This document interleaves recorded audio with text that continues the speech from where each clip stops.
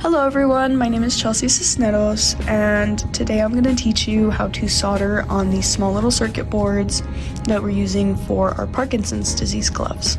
To start off, everything that's laid out on the table are all the materials that we are going to be using. So right now what I'm showing is the circuit board. This is what's going to be holding everything in place. It has a little button on the side, and these are all of the prongs.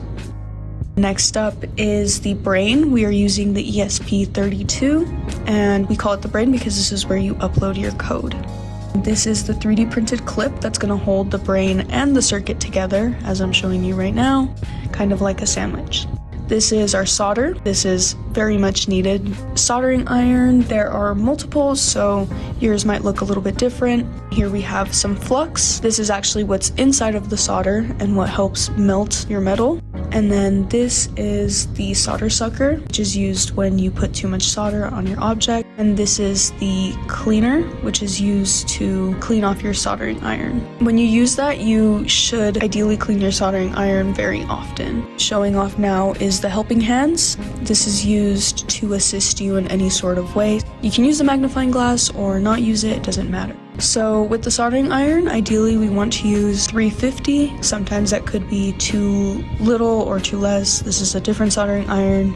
And now I'm just going to clean it off with some flux and then go in with the brass wool to clean it. It's heat resistant, so it's optimal to clean off the rust on your soldering iron. And then I like to take out more solder from that little piece because it's easier to hold. Alright, so now I'm just going to show you how you sandwich everything together.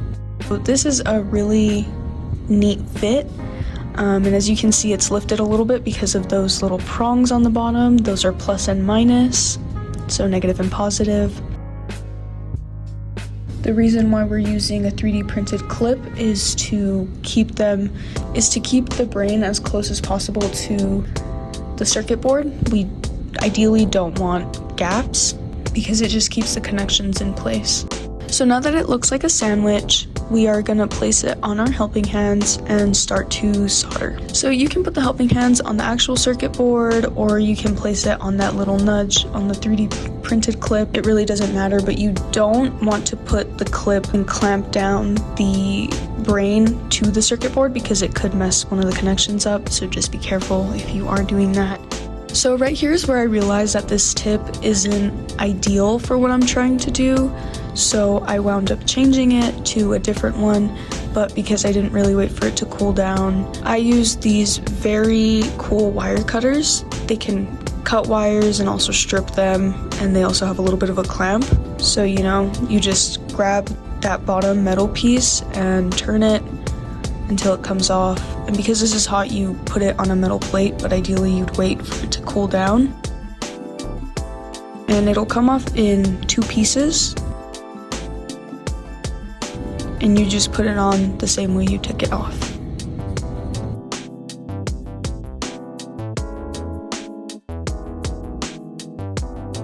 Okay, so here we're just using the magnifying glass to show you guys what it's going to look like. I personally don't use a magnifying glass because it shows a lot of glare and it makes it harder for me to actually see what I'm doing. But again, the helping hands are to help you see what you're trying to do, so you do whatever is more comfortable and easier.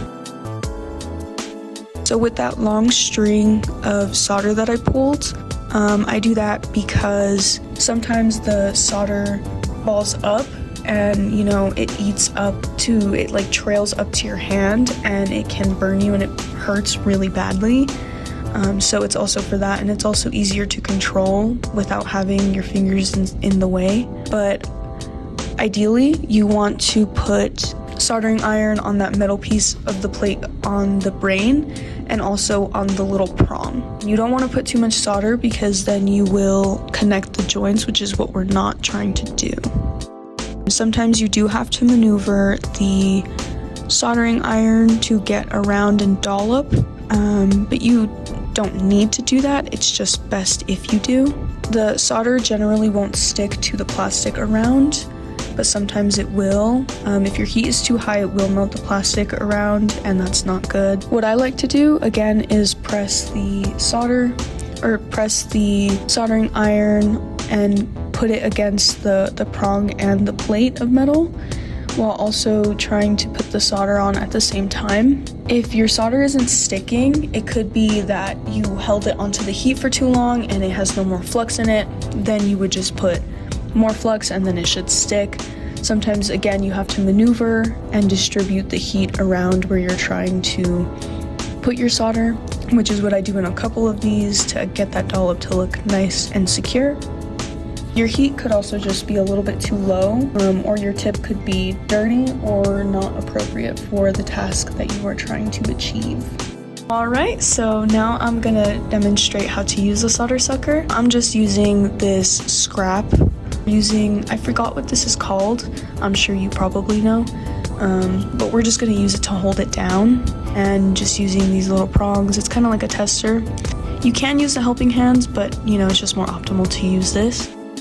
So again, what we're not trying to do is connect the individual pieces. We're trying to solder them individually. So if you do get too much solder on it and it looks like this, you just use the solder sucker, you put the clip down, and then you put the soldering iron and you heat up all the solder. Put the solder sucker directly on that and you click the button and it shoots up a big pressure of air and puts it into the solder sucker.